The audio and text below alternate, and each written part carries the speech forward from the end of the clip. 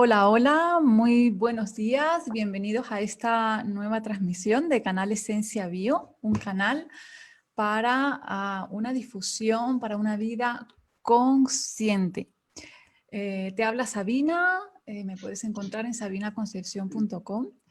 Y bueno, la descodificación biológica, amigos, como sabéis, gira en torno al famoso BioShock, ese evento traumático que puede comenzar, pues, puede comenzar, iniciar un síntoma físico, comportamental, existencial. Bien, hoy nuestro invitado es el doctor Vicente Méndez. Él es médico originario de México, que ha hecho la especialidad en homeopatía, se ha formado en terapia familiar sistémica clásica en el Hospital Sant Pau de Barcelona. Ha profundizado en las constelaciones familiares con muchos años de experiencia y hoy nos habla precisamente sobre el trauma y su raíz sistémica. Bienvenido, Vicente Méndez. Muy buenos días, ¿qué tal? Pues mira, Encantado. esta conferencia, evidentemente ya son muchos años trabajando con personas y todo el mundo en mayor o menor medida pues tiene algún hecho traumático en su vida, ¿no? Esta conferencia la impartí en Menorca hace un mes y hay un hecho sorprendente que es que originalmente estaba pensada para muy poquita persona, fue creciendo, creciendo, creciendo, y el día de la conferencia había 200 personas fuera que no pudieron entrar.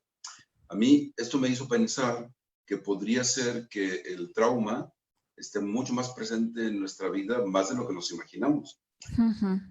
Que por razones obvias es un asunto que se esconde, que se guarda, que no se habla y que muchas veces aparece desconocido.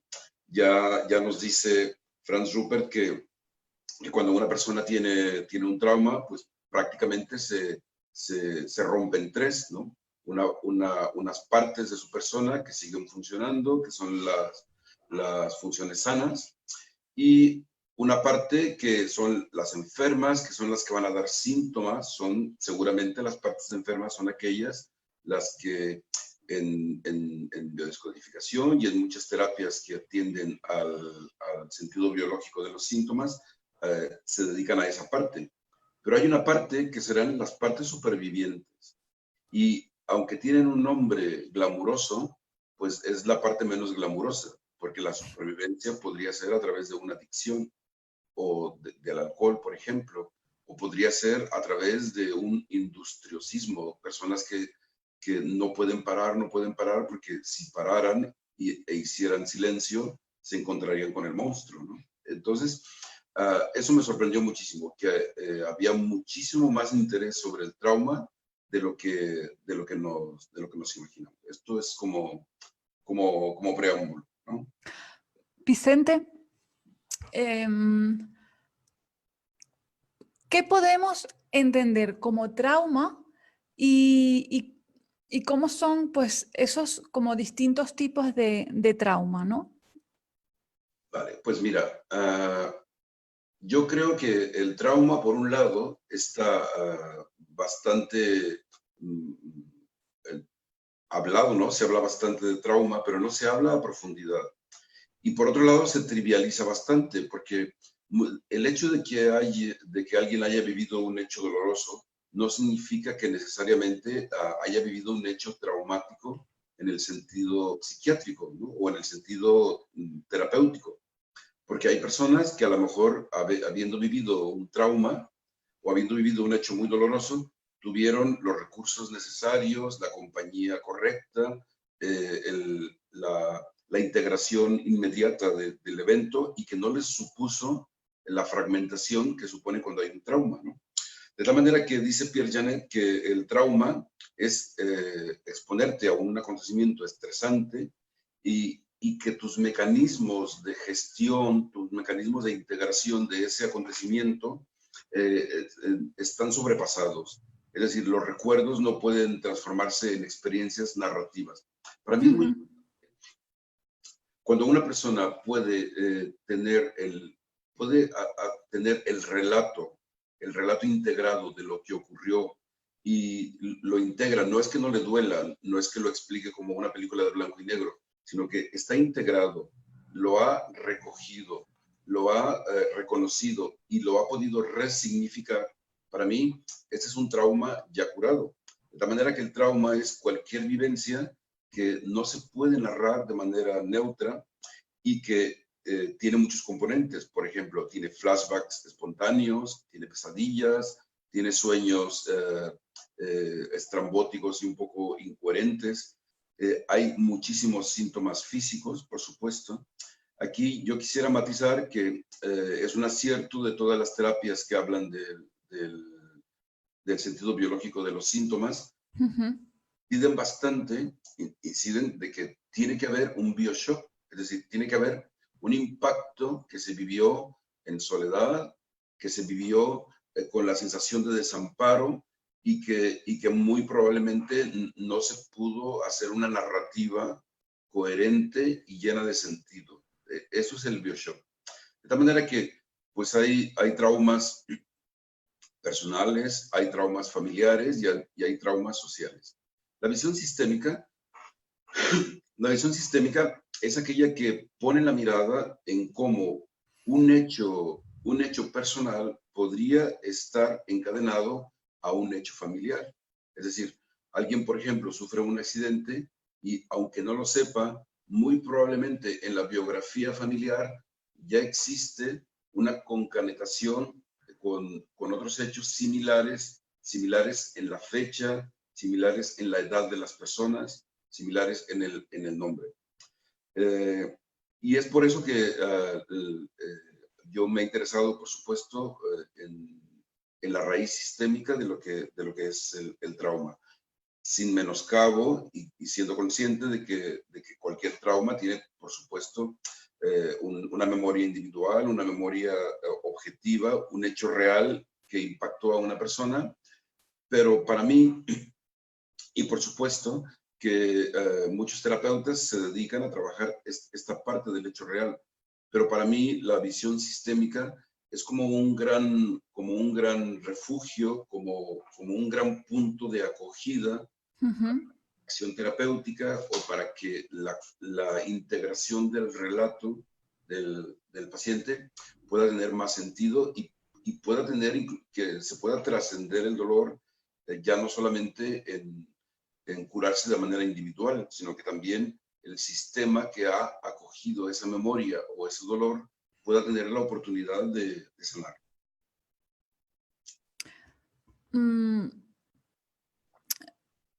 Entonces,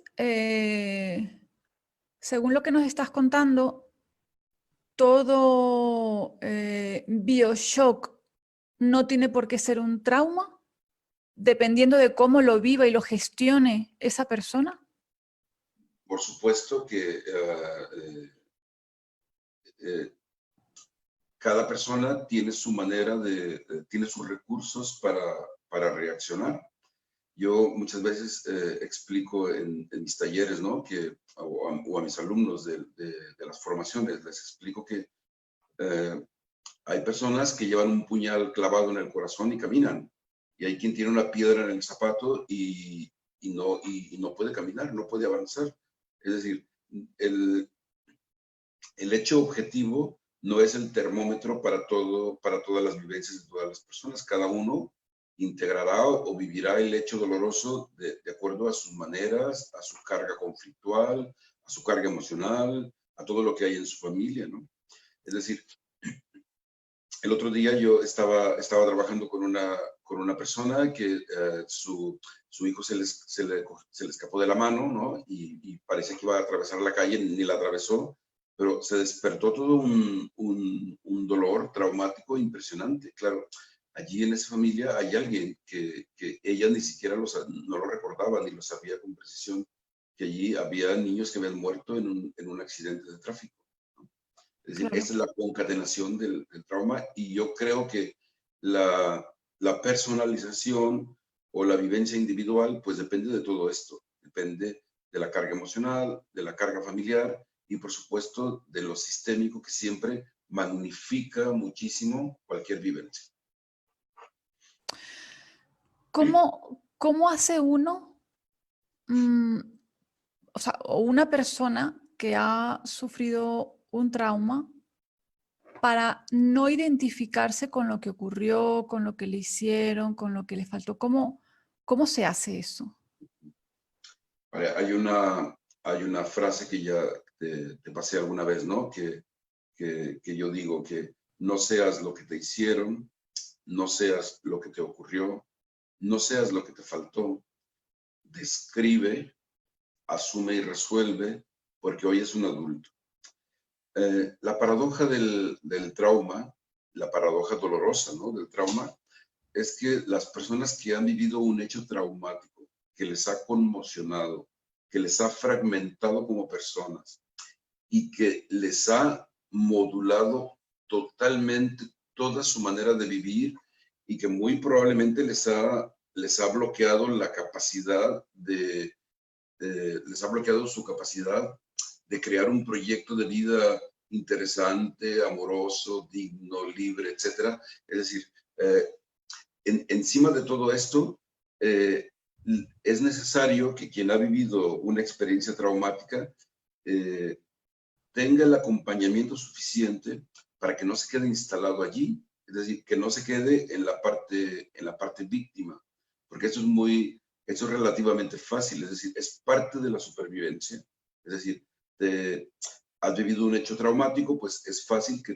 te instales en la parte víctima. Yo lo explico más o menos de esta manera. Yo digo, podría ser que todas las personas que cuando eras una niña o un niño no te quisieron o te maltrataron o te dijeron tú no puedes, tú no lo mereces, tú no lo vas a conseguir, si tú no reúnes estas características, nuestra familia no te va a querer.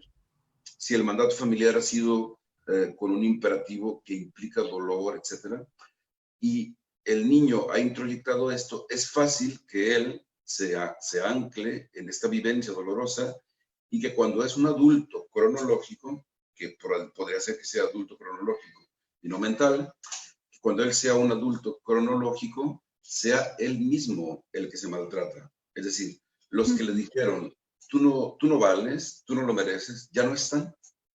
Ya no están. Está la voz interna que sigue insistiendo en ese maltrato o en esa vivencia traumática, de tal manera que quien ha vivido un hecho traumático necesita un soporte y un acompañamiento digno, profesional, por supuesto, serio, y que le permita salir de la parte victimista y que se convierta en un adulto. Esto es difícil. Esto es difícil porque, de hecho, a nivel terapéutico, una de las cosas más complicadas es que podría ser que en la intervención terapéutica un paciente se retraumatice. Claro, o sea, el poder salir, porque el seguir escuchando y machacando una y otra vez esas voces del pasado en el hoy, es como una fidelidad, es una fidelidad pues a esas personas, ese pasado, esos familiares, y es como liberar eso, ¿no? Y aquí yo creo que yo distingo muy bien como dos ámbitos del trauma, ¿no? Un ámbito es el ámbito artesanal, ¿no? El que hacen los terapeutas en su despacho, en el día a día, sosteniendo al paciente pues con el silencio, ¿no? Con el silencio, con la presencia, con el respeto, con toda una actitud terapéutica, ¿no? Es decir, de hecho yo a mis alumnos en el curso nuevo de avanzado que empezamos en Barcelona en enero, empezamos con este módulo de la actitud terapéutica. porque cuando un cliente te explica un hecho, una pequeña gesticulación, un parpadeo, un signo de juicio, de sorpresa, de alerta, de compasión, puede modular muchísimo la terapia, con lo cual, ¿cómo conseguir la atención flotante, ¿no? El silencio ese que sostiene. Entonces, yo distingo dos ámbitos. El ámbito artesanal, que lo hacen magistralmente y maravillosamente muchísimos terapeutas que sostienen con respeto y con dignidad a una persona que ha vivido un trauma, pero también distingo la intervención sistémica.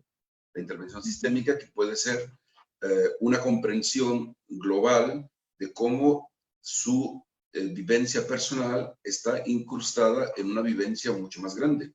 Y aquí, aunque tú esto lo sabes, seguramente algunos de tus seguidores no lo saben, pero justamente hay un libro muy interesante que se llama El trauma o una cuestión de equilibrio, de Anwin de Saint-Just. Esta era una señora que trabajaba en Denver y entonces trabajaba con accidentes. Entonces se dio cuenta que muchas personas, que prácticamente todas las personas que habían vivido un accidente de tráfico, en su historial había la historia de una desconexión violenta. De tal manera que el accidente de tráfico era como la posibilidad de volver a conectar algo que estaba desconectado violentamente. Lo que te explicaré ahora lo quiero explicar con mucho cuidado, porque no quiero que se saquen conclusiones erróneas, pero es decir, ella como era mujer y estaba trabajando con mujeres, evidentemente, analizó todos los accidentes de tráfico en mujeres en un año en Denver. Y se dio cuenta que el 80% de las mujeres que habían tenido un accidente de tráfico tenían en su historial una desconexión violenta, por ejemplo, un aborto. No estoy diciendo que todas las mujeres que aborten van a tener un accidente de tráfico. Estoy diciendo que ella vio que el accidente permitía una conexión de algo que había sido desconectado violentamente. Entonces, ella empezó con esto y le empezó a llamar muchísimo la atención, allí mismo en Colorado, en el año 1999, hubo la tragedia aquella de Columbine, ¿no? De los chicos aquellos que entraron con armas y masacraron a alumnos y profesores, ¿no? Lo curioso es que en esa misma fecha, entre el 19 y el 20 de abril, ocurrió el gueto de Varsovia, en el año 1943. En el año 1993, en la misma fecha, en Waco, en Texas, hubo aquella tragedia donde una secta acabaron todos muertos. 2 años después, por la misma fecha, hubo el atentado de Oklahoma, que fue perpetrado por un excombatiente de Irak. Bueno, había tantas similitudes que la paradoja es que al mismo tiempo que estos chicos estaban haciendo la matanza de Columbine, al mismo tiempo los Estados Unidos estaba bombardeando en la guerra de los Balcanes, estaba bombardeando zonas de la guerra de los Balcanes a la misma hora. Esto era impresionante. Entonces, a partir de aquí, ella empezó a mirar cómo probablemente los eventos traumáticos, sobre todo los sociales, estaban concatenados unos con otros. Y así podemos ver cómo pues, el 11 de septiembre para Chile pues, es muy importante porque hubo una destrucción de la ciudad, creo que por el año 1560 y tantos. Después el asesinato de Salvador Allende. Aquí en Cataluña está el 11 de septiembre, en los Estados Unidos. Es decir, pareciera ser como que hay una concatenación de coincidencias en fechas, en nombres, en acontecimientos familiares, ¿no? Y a partir de aquí, pues, entonces yo ya empecé a mirar en mi trabajo, cómo algunas, déjame buscar algunos ejemplos. Y, bueno, pregúntame si quieres. Sí, no, era, pues pues con todo esto que nos estás comentando, todos estos ejemplos y esa desconexión Ujú. o esa búsqueda inconsciente, ¿no? De, con un accidente, pues buscar de conectar esa desconexión violenta, ¿no? Em, eso es como una fidelidad a ese ser que se fue. Claro, sí, sí. Se ha ido y inconscientemente como buscar de, de ir hacia ese lugar. Ujú. Sí, los sistemas tienden a repetir los acontecimientos trágicos no por un regodeo en la tragedia, sino porque el sistema, mira, el cerebro siempre está buscando solución, siempre, siempre. No se dedica a otra cosa más que a buscar soluciones. Y las soluciones que encuentran no siempre son buenas en el sentido de benévolas, ¿no? Los sistemas también siempre están buscando solucionar, siempre están buscando integrar, integrar, integrar.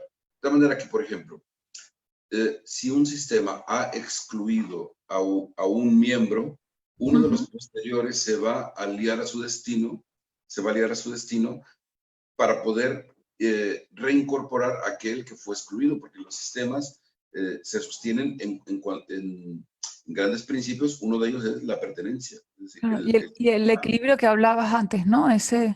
exactamente. De tal manera que si hay mira, es por ejemplo la Guerra Civil Española. La Guerra Civil Española es un acontecimiento trágico, por supuesto, ¿no? Es un acontecimiento trágico y que se ha, digamos que, manoseado bastante, porque se habla mucho de la Guerra Civil, pero no se habla a profundidad.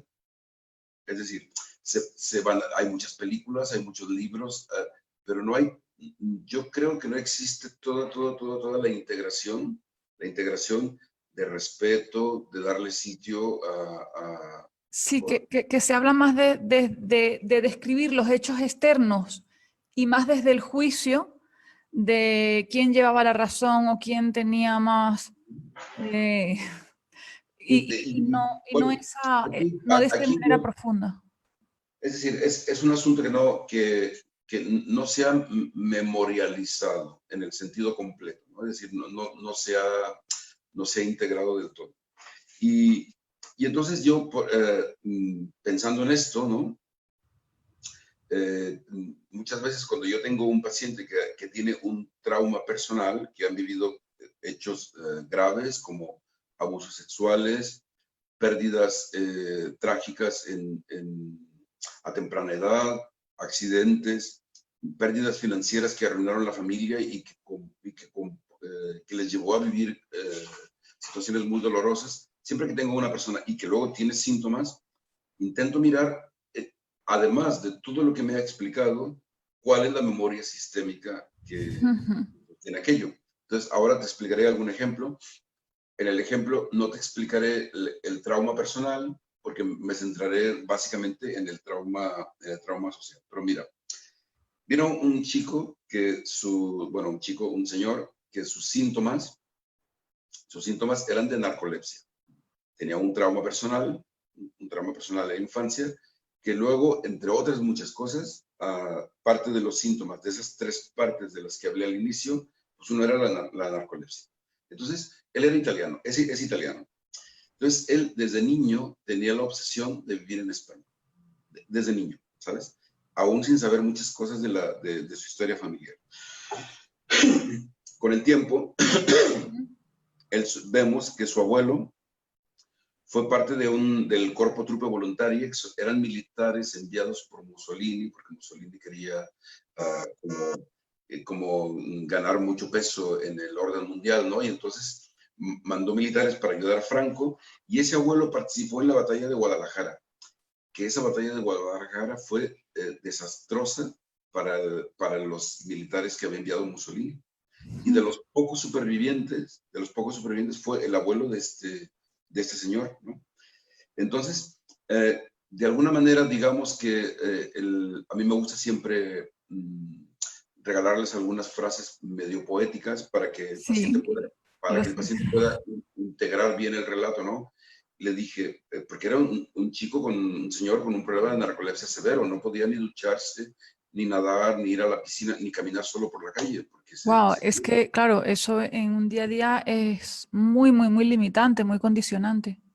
absolutamente. Y entonces hicimos una intervención sistémica en la que él pusimos a un representante del abuelo y él le decía, querido abuelo, bueno, le decía querido nono, ¿no? Querido caro nono, yo estoy durmiendo para ti. Porque hicimos la intervención sistémica. Al mes de que hicimos la intervención sistémica, él se encontró un diario del abuelo, en donde el abuelo, cada página que empezaba, decía, no puedo dormir porque nos envían a España, no puedo dormir porque estamos a punto de entrar en combate, no puedo dormir porque se han muerto no sé cuánto. Pero la frase de cada Impresionante. inicio de página era, no puedo dormir.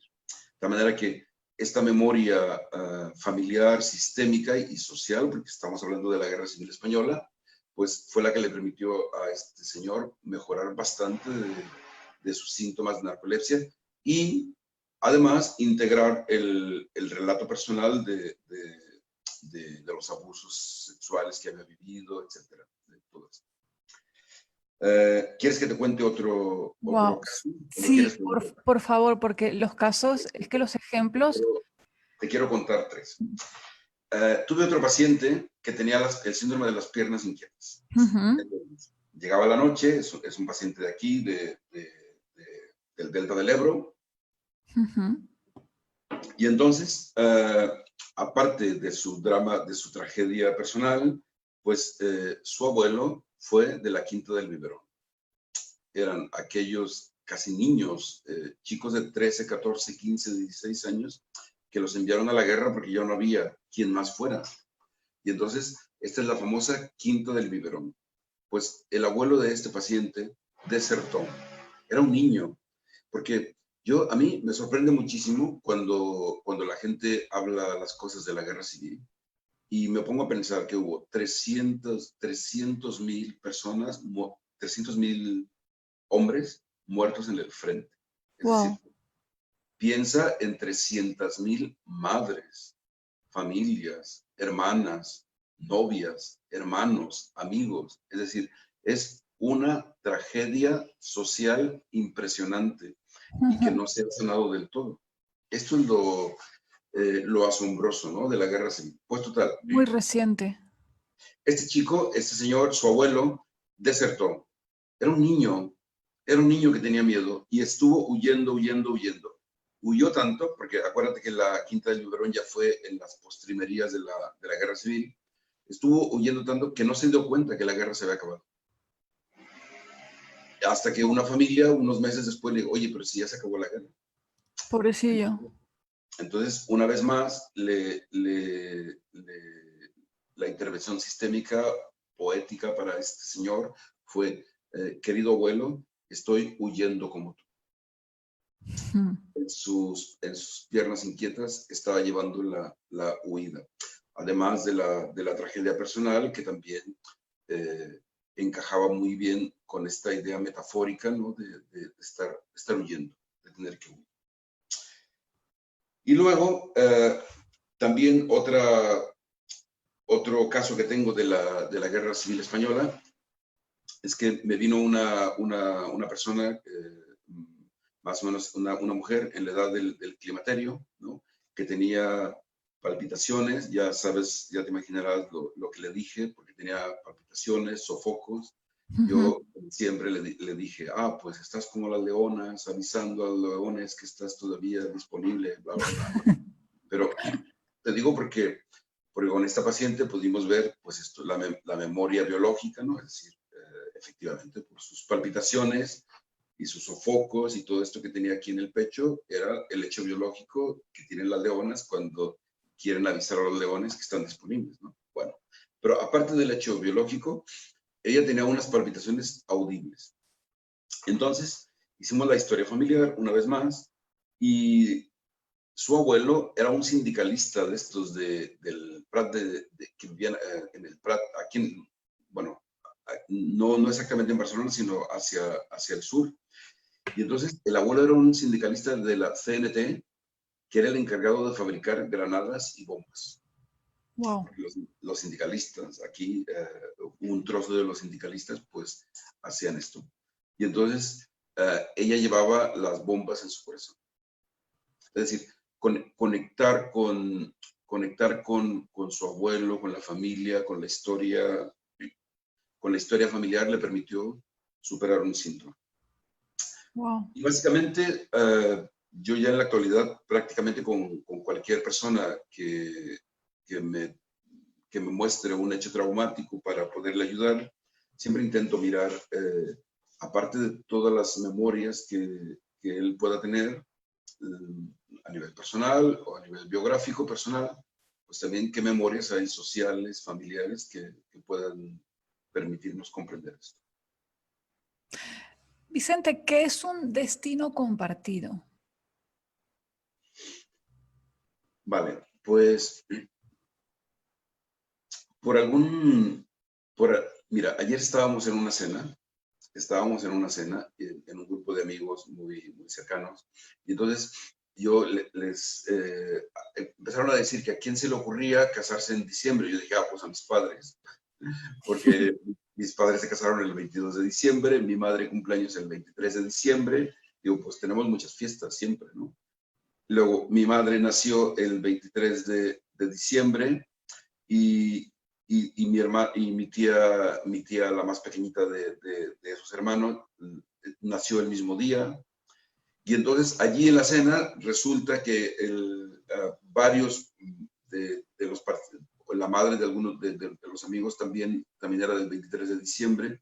Es decir, yo creo que en el universo hay un cierto orden, que se nos escapa a nuestra comprensión. Y ese cierto orden es muy obvio, por ejemplo, en el caso, como te explicaba, de las exclusiones, ¿no? Es decir, si hay una persona que murió siendo un niño y no se habla de él, es decir, se excluye del relato familiar, pues uno de los posteriores se aliará a su destino y vivirá como si no mereciera la vida. A veces existe incluso la paradoja de que le ponen el mismo nombre del niño que se murió o la niña que se murió, ¿no? Con lo cual, de alguna manera le están dando un destino compartido. Pero, aunque no tuviera el mismo nombre, el sistema se va a encargar de que comparta destino a través de la fecha, a través de las actividades que ella que ella haga en la vida. Entonces, esos son los destinos compartidos. Te quiero poner algún ejemplo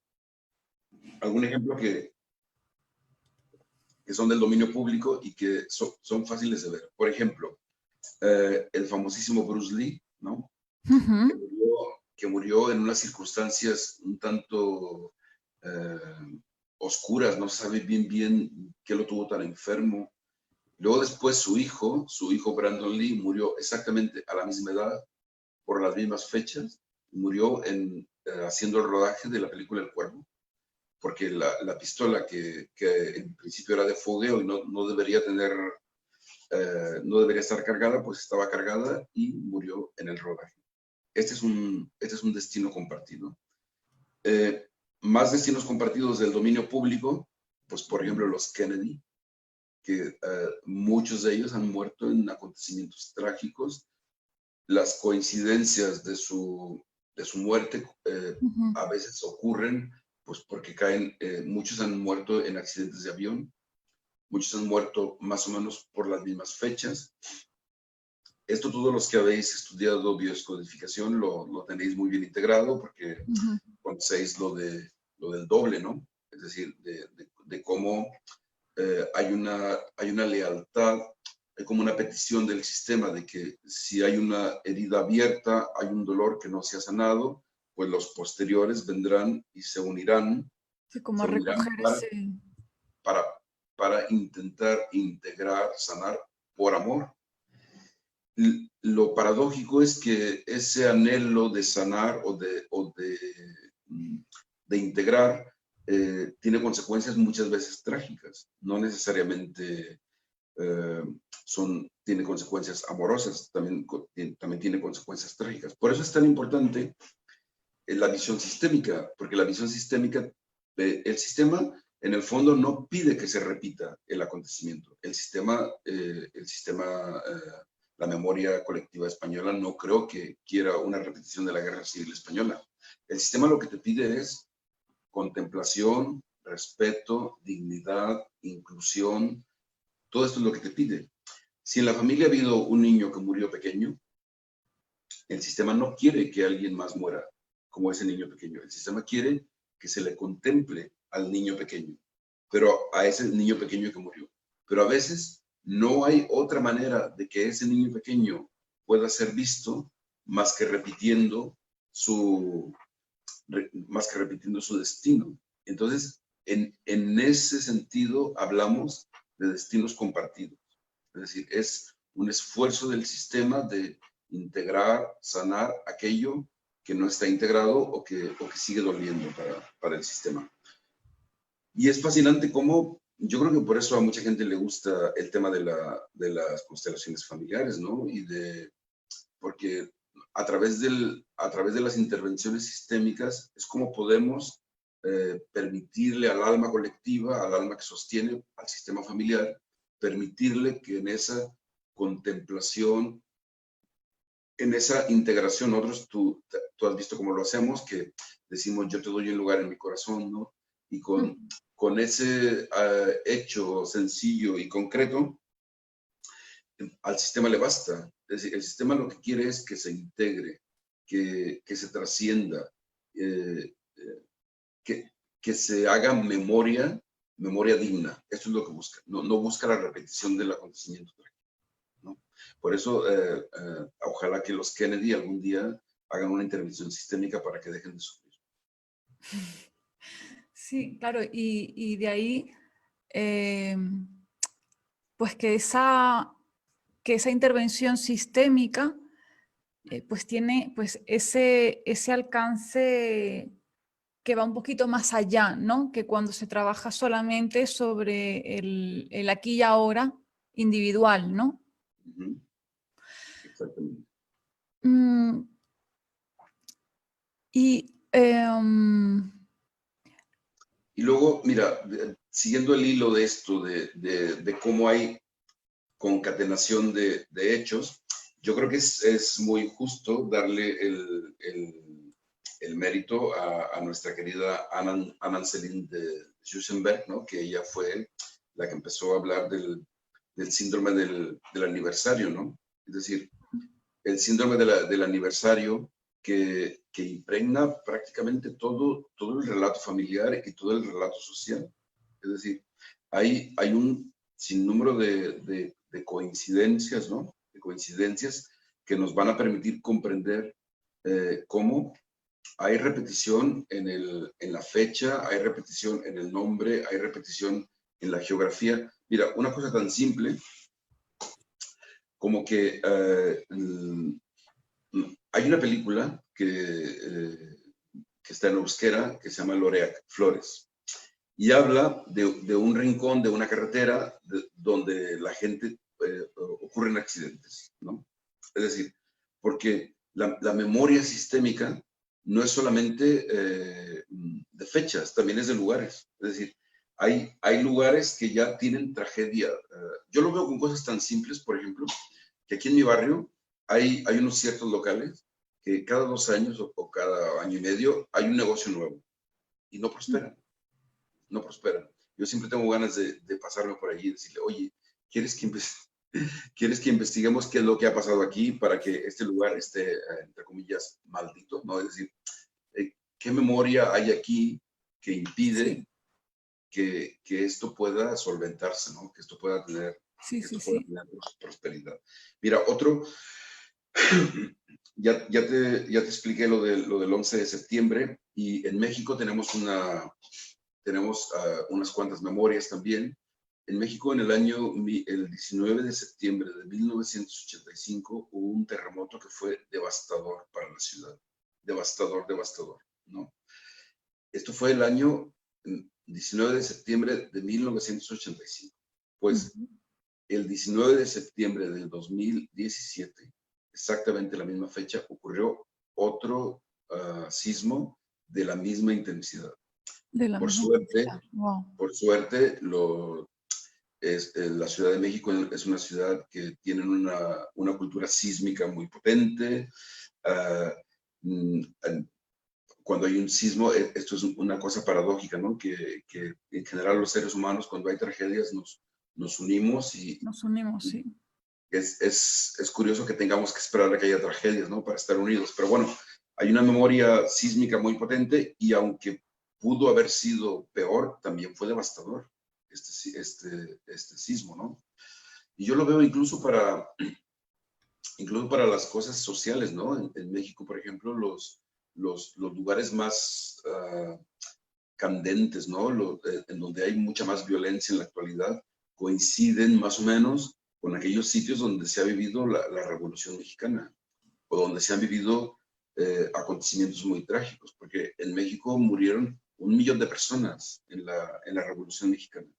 1 millón de personas. Es decir, son muchísimas tragedias personales y muchísimas tragedias familiares y sociales que están esperando ser integradas, puestas en la memoria, porque si no, Conocidas. reconocidas, claro, resignificadas, ¿no? Porque si no, esto seguirá siendo una herida abierta que necesitará más violencia, ¿no? Habría que buscar la manera de que a los gobiernos les llegara la voz de un asesor sistémico para que les ayudara con estas cosas, ¿no? Sí, de incluir esa intervención sistémica, Uh-huh. al menos cuando hay pues, un evento de esas características, de esas magnitudes. Exacto. Y siguiendo el hilo del trauma, cuando hay un trauma que está generando todavía dolor, sufrimiento, antes hablabas de que la persona se siente fragmentada. Uh-huh. ¿Cómo puede hacer para volver a ser una misma, para volver a sentirse como completo? Uh-huh. Claro, a mí esta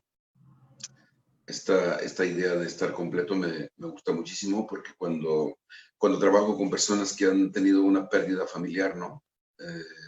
Me gusta ayudarles a que puedan tener la experiencia, ¿no? Integrada de que querido hermano, querida papá, querido mamá, es decir, para el ser querido que ha fallecido, decirle, aunque te echo mucho de menos, ¿no?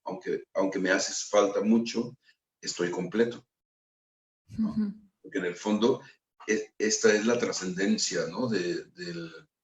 Esta es la verdadera curación, es decir, a pesar de todo, me siento completo, ¿no? Ujú. Te lo ligo con otra cosita y luego ya vamos al hecho terapéutico, ¿no? Yo suelo decir que estar en el sitio donde ocurren las cosas es un privilegio, ¿no? Es decir, y donde ocurren las cosas es cuando coronan a un rey. ¿Y cuándo coronan a un rey? Pues cuando eres joven, ¿no?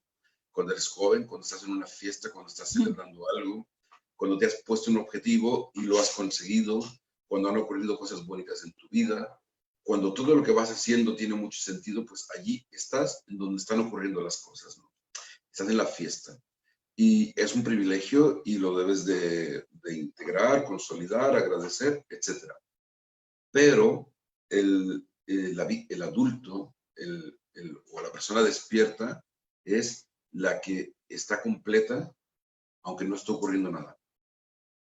Es decir, aunque estés en paz, aunque estés en silencio y aunque no esté ocurriendo nada y tiene la sensación de estar completo, en ese momento podemos decir que has conocido la felicidad verdadera, ¿no?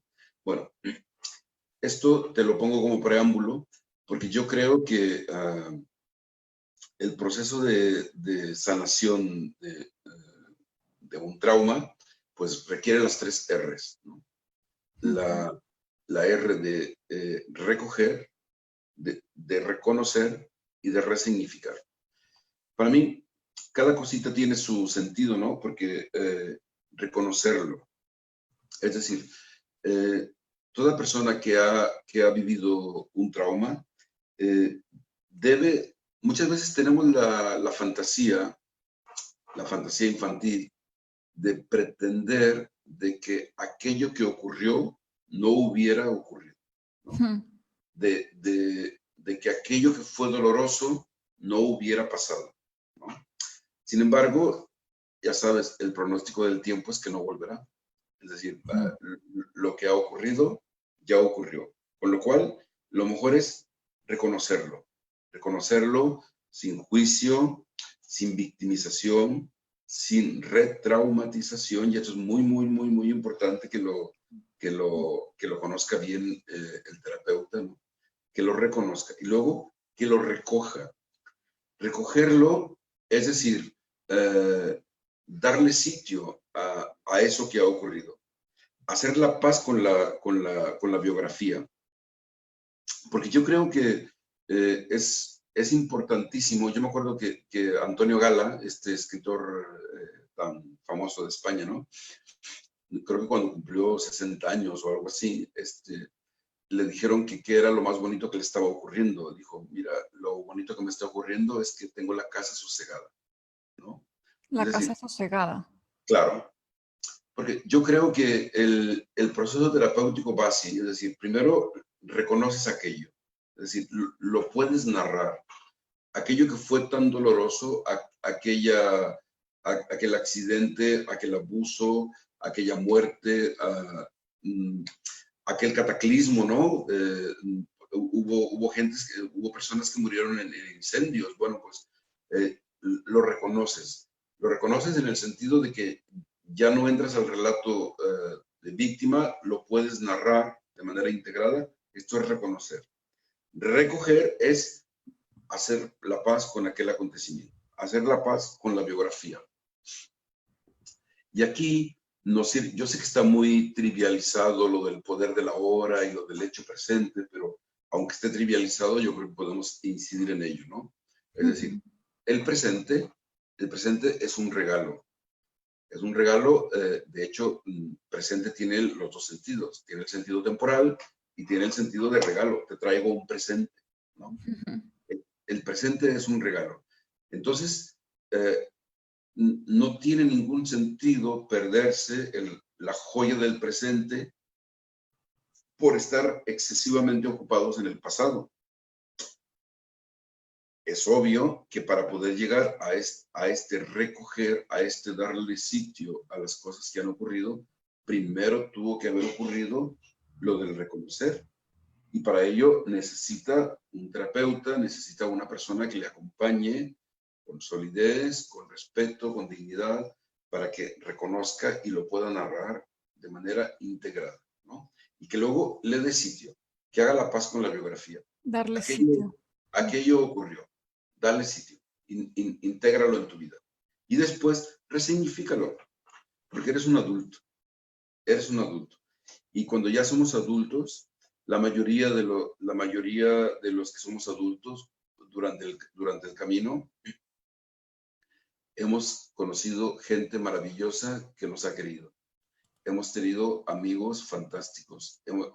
Para nuestra cultura, seguramente en África o en lugares muy pobres de la India, será una realidad diferente, pero para nuestra realidad, la mayoría de los adultos de nuestra realidad, nos hemos subido a un avión, hemos hecho algún viaje bonito, hemos disfrutado del mar, hemos tenido comidas fantásticas, hemos tenido amigos, abrimos el grifo de nuestra casa y sale agua y a veces hasta caliente.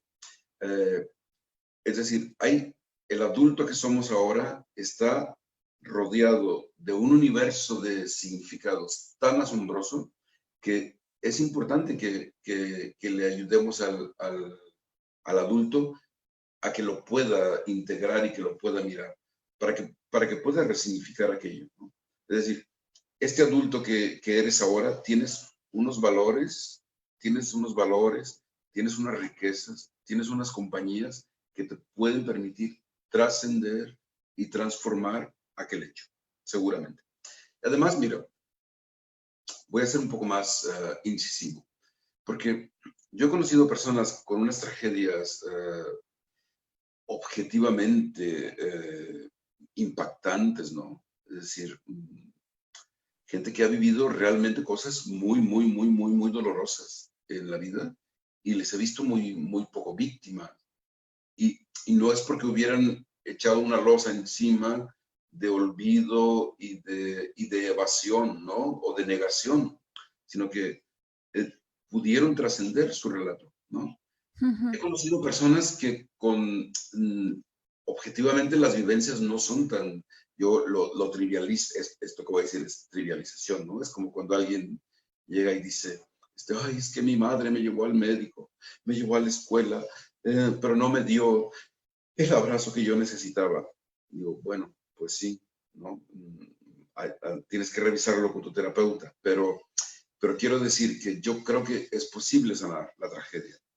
Posible sanar la tragedia si tienes la persona correcta que te permite reconocer, recoger y resignificar. Por supuesto, pues para sanar necesitamos clan, ¿no? Necesitamos el amor de la tribu, ¿no? Hay la famosa frase esa de que, una frase africana, ¿no? De que si un niño no ha experimentado el amor de la tribu, pues cuando sea un adulto va a quemar la aldea para ver si tiene un poquito de calor, ¿no? De calor. De calor, claro. Entonces, para sanar necesitamos pues este proceso que he descrito, necesitamos pues amor, sentir la tribu, y entrenarnos en los valores, ¿no? Entrenarnos en muchas cosas que pueden darle sentido a nuestra vida. Me gusta mucho que hayas hecho que hayas insistido en esa parte de no echar una losa, ¿no? Para salir adelante, ¿no? ¿Cómo una persona puede como diferenciar, cómo puede identificar que está trascendiendo un evento o que lo está evadiendo? Pero está bueno. Por si tiene activados o no, primero los síntomas. Es decir, una persona que todavía tiene síntomas, pues todavía no lo ha trascendido, ¿no? Y sobre todo que sus partes supervivientes están muy activas, es decir, tiene serios problemas con el alcohol, tiene serios problemas con el apego a personas, a situaciones, a comida, a sexo, a ideas. Es decir, yo creo que un terapeuta experimentado podrá ayudarle a una persona a identificar si su vivencia traumática está más o menos solventada de tal manera que le permita tener la experiencia de que está teniendo una vida libre, digna y con una actitud amorosa, ¿no? Porque estas son las tres cosas básicas, ¿no? No son matemáticas, ¿no? No son matemáticas, ¿no? Y yo tampoco creo que sea necesario que todas las personas rasquen excesivamente. Si hay una persona, yo creo que cualquier persona que tenga capacidad de amar y comprometerse con lo que hace en la vida, para mí, esta persona ya no necesita terapeutas, ¿no? Es decir, una persona que tiene capacidad de amar y que tiene capacidad de comprometerse con su realidad, ¿no? Sentir que sus pasos tienen sentido y que cuida su vida y cuida la de los demás, tiene una actitud amable, ya no necesita terapeutas, ¿no? Me quedo con eso. Me quedo con esa capacidad de amar, de andar, de tener respeto. De comprometerse, ¿no? Mira. De comprometerse, de tener, has dicho algo de darle sentido. Sí, mira, voy a hacer un hueco comercial, porque ya ves que en enero empezamos en Madrid el curso de formación, el nuevo curso. Sí, por favor, cuéntanos. Empezamos a finales de enero, ¿no? Y entonces, justamente allí, en ese curso, que tú ya lo has vivido de cerca, yo a lo mejor a veces no lo expreso así explícitamente, pero yo pienso que en el fondo, en la vida, se trata de obtener tu patrimonio y obtener tu matrimonio. Es decir, el padre te permite el patrimonio, es decir, todas las cosas que están afuera de ti y que te pertenecen, que son para ti. La alegría, los proyectos, el dinero, los viajes, todo lo que está fuera de ti y que te pertenece. Esto es el patrimonio. Y tu padre es el que te permite el patrimonio. Y tu matrimonio es el viaje interno, es decir, tus compromisos. Aquello con lo que tú estás comprometido y que le da sentido a tu vida. Por eso digo yo que una persona que tiene capacidad de amar, tiene capacidad de compromiso. Tú eres tus compromisos te definen, ¿no? Si una persona tiene capacidad de amar, de comprometerse, sabe echar el viaje externo para ir a buscar lo que le corresponde de fuera, para él, para su dignidad, ¿no? Una persona, por ejemplo, que a lo mejor la vida le deparaba, no sé, algún impacto social interesante y que no lo ha podido hacer ese viaje por el alcohol o por alguna otra adicción, ¿sabes?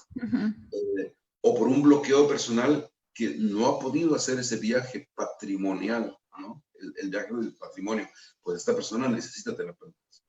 Pero yo creo que alguien que ha ido a hacer el viaje para recoger lo que la vida le tenía preparado y lo ha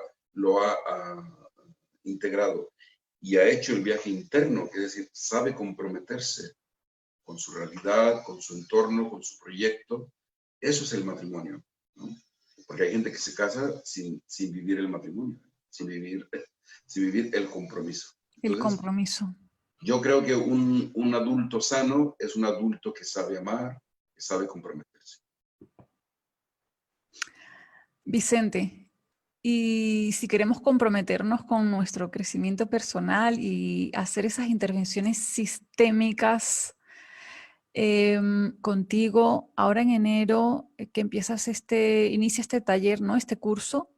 Sí, bueno, empezamos también en Barcelona, ¿eh? y en Madrid. En Barcelona y en Madrid. ¿Cómo te Sí. contactamos para Bueno, apuntarnos? hay un correo electrónico que mi correo electrónico es con todas las letras, doctor-méndez, con Z, porque soy mexicano, @hotmail.com. Y luego hay una página en la que están bien descritos todas las actividades, que es Vida y Destinos, así tal cual. Porque a mí me encanta Vasily Grossman, ¿no? Y entonces esa novela yo creo que es lo más bonito que he leído yo en mi vida, Vida y Destino. Entonces mi página se llama Vida y Destinos, porque yo creo que mi trabajo es contemplar la vida, es decir, contemplar lo que la vida tiene y embellecer el destino de las personas que la vida me ha puesto enfrente. Por eso mi página se llama Vida y Destinos. Yo a eso me dedico. Hago intervenciones sistémicas para honrar a la vida y para embellecer los destinos. Y así encontrarán fácilmente en Google vidaydestinos.com. Qué hermoso, me encanta ese toque siempre de poesía. Bueno, Vicente, me ha encantado todo lo que nos has contado, lo que nos has compartido. No sé si te apetece, eh, no sé, compartir algún mensaje más para cerrar. No, como si teníamos esta entrevista pendiente hace muchísimo tiempo, pero ya ves que tenemos agenda de ministros con sueldo de obreros de la construcción. Pero un placer siempre, me gusta mucho, ya sabes que tengo mucho cariño por las cosas que tú haces, ¿no? Y siempre que sea compartir para ti, con tus compañeras y para la gente que te ve, para mí es una alegría. Yo pienso que para mí, en el universo todo está equilibrado, todo. No me gusta usar, ya sabes que soy súper cuidadoso de las palabras que utilizo, pero no me gusta usar la palabra compensado porque tiene toques morales, pero en cambio equilibrado sí. En este universo todo está equilibrado.